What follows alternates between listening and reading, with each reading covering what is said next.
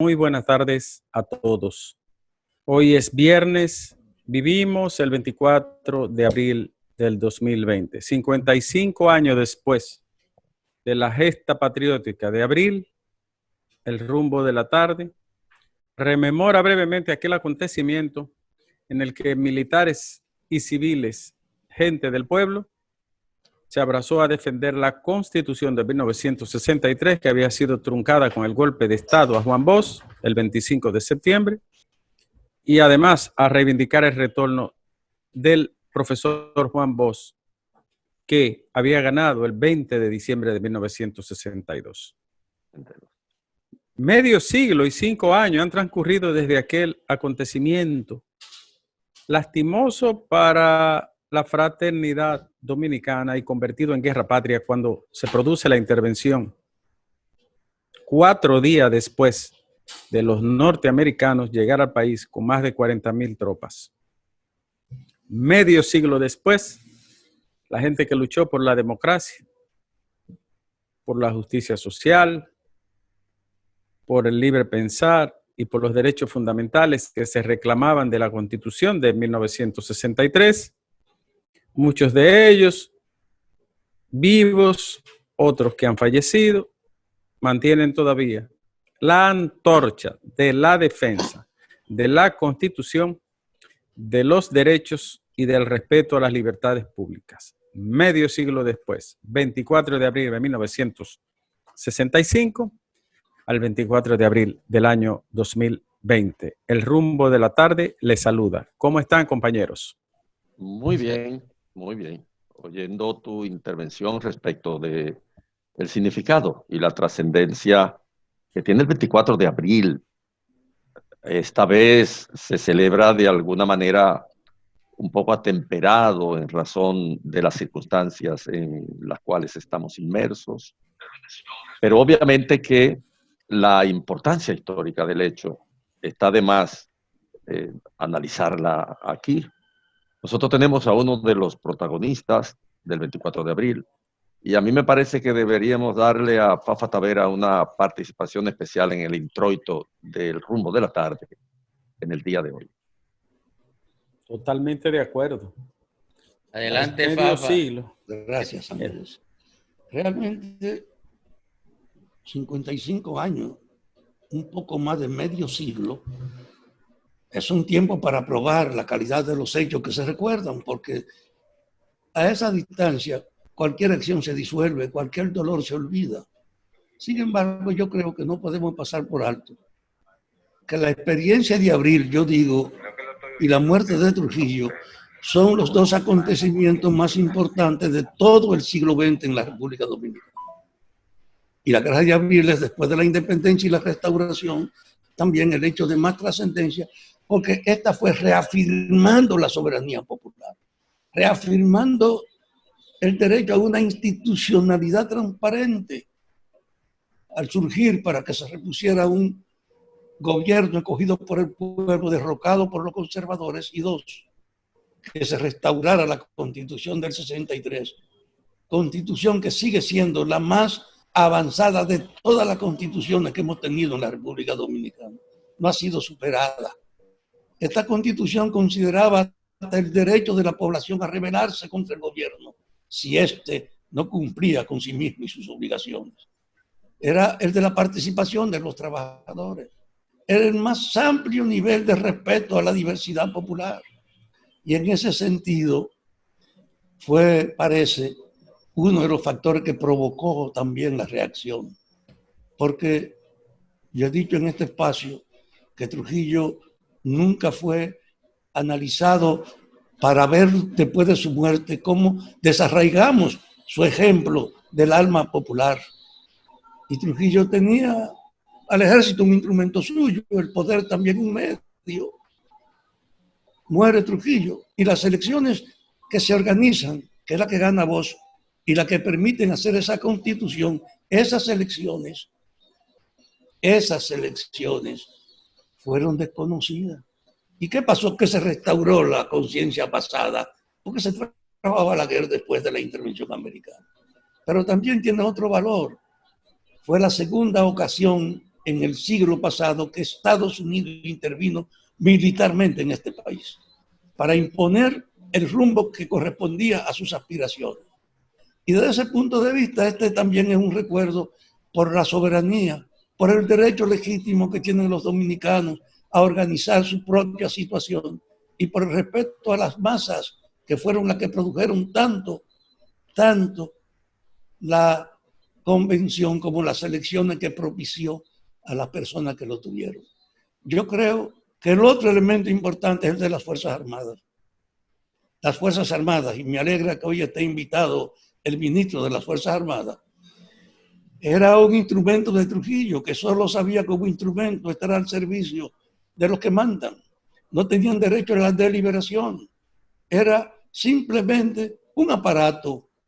Y sin embargo, los militares reaccionaron al convivir 7 meses con vos y ver su propuesta y su constitución, y a la hora de tumbar a vos, ellos tomaron con Rafael Tomás Fernández Domínguez a la cabeza el derecho de organizar la resistencia en las Fuerzas Armadas. Y yo no tengo duda que el nivel de participación que se inició con las Fuerzas Armadas es también el acto de más trascendencia y dignidad que se ha vivido en las Fuerzas Armadas de la República Dominicana. Los coroneles que participaron en abril levantaron una bandera para siempre, recogiendo la dignidad de los militares y su compromiso con el derecho del pueblo. Como yo estoy viendo ya en la pantalla la presencia del ministro, quiero dejar esta introducción ahí reconociendo una sola cosa.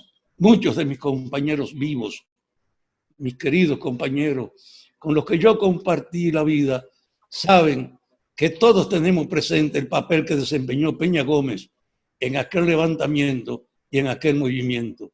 Y así como él, el propio coronel Fernández Domínguez, que murió junto a Juan Miguel Román, y Juan Miguel Román compartía conmigo la dirección militar del 14 de junio, porque el 14 estaba tan dividido en aquella ocasión que tuvo que escoger un representante de cada una de las dos tendencias. Los únicos representantes que se llevaban bien, que era Juan Miguel y yo.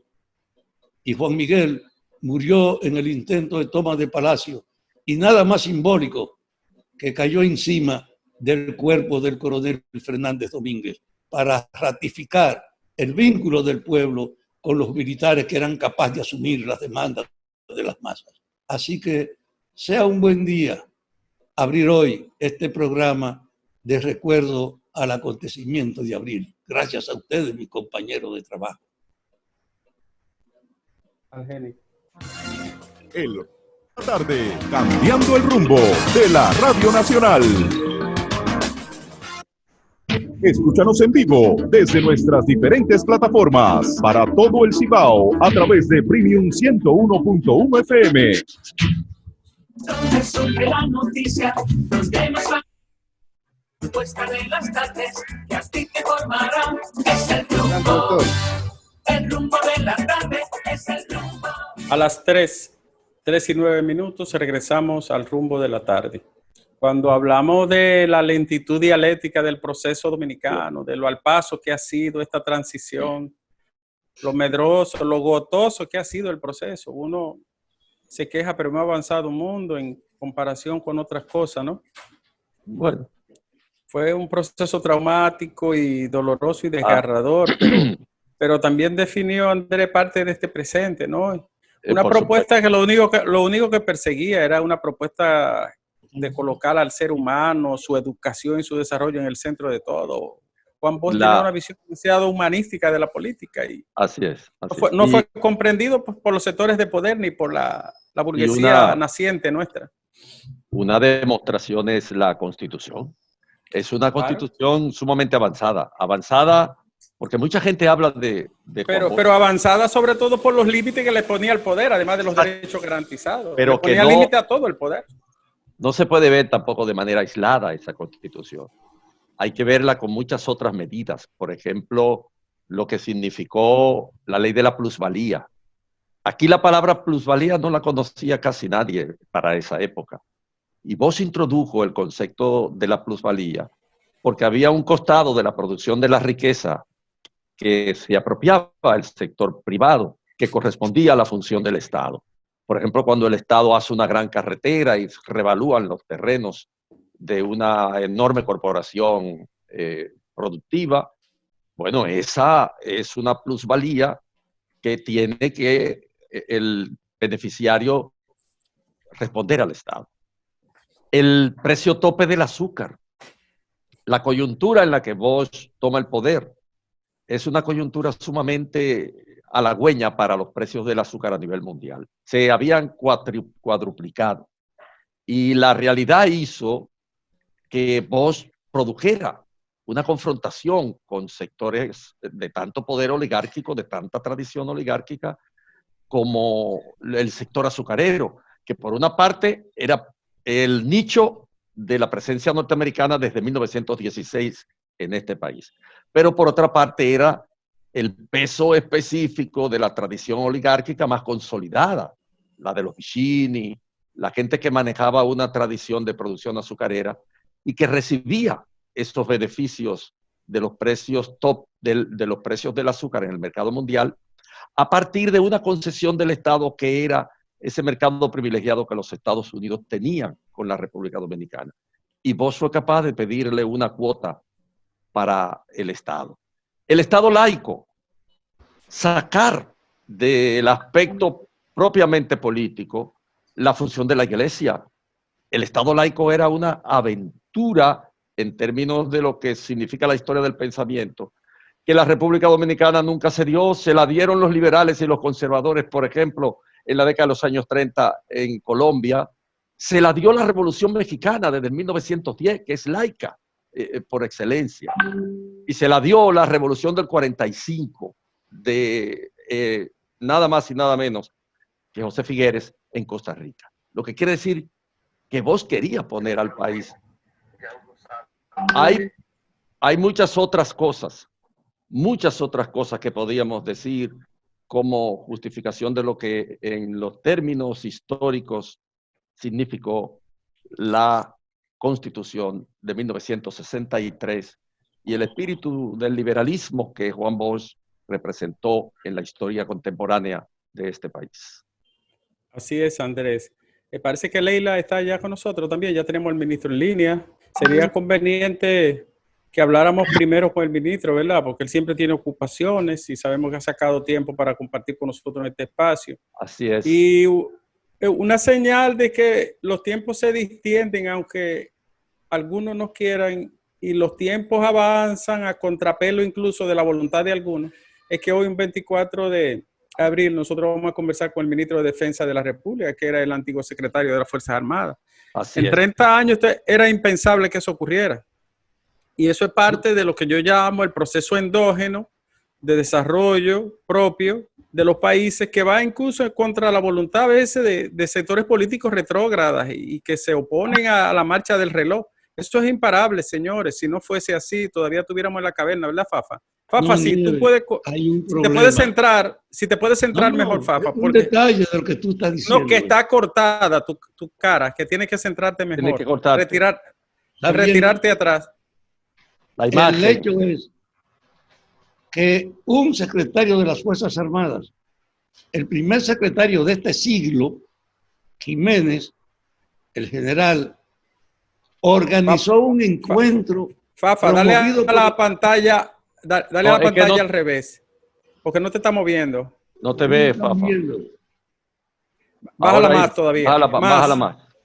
Bájala otro poquito. Ahí te vemos bien. Ahí está bien. Bien. Entonces, le decía que el primer secretario de este siglo, fue en el gobierno de Hipólito, organizó un evento sobre la Guerra de Abril como iniciativa de las Fuerzas Armadas, y se produjo un texto donde parte de los militares que sobrevivieron y de los civiles, yo participé en eso, recogen todas las versiones. Es decir, ese secretario rompió la frontera que separaba a las Fuerzas Armadas de tratar la Guerra de Abril, porque predominaba la idea de que era una confrontación, cuando al revés, era el acto más digno de las Fuerzas Armadas, que no hay en toda su historia nada de más alcance y significación de entrega patriótica que es. Pero ese conversatorio lo vamos a seguir después de la pausa y al retorno, la entrevista con el ministro, saludar a Leila si ya se incorporó. Y porque el ministro tiene hoy una actividad a las 3:30 y por eso nosotros hacemos la pausa para conversar brevemente con el ministro de Defensa de la República Dominicana.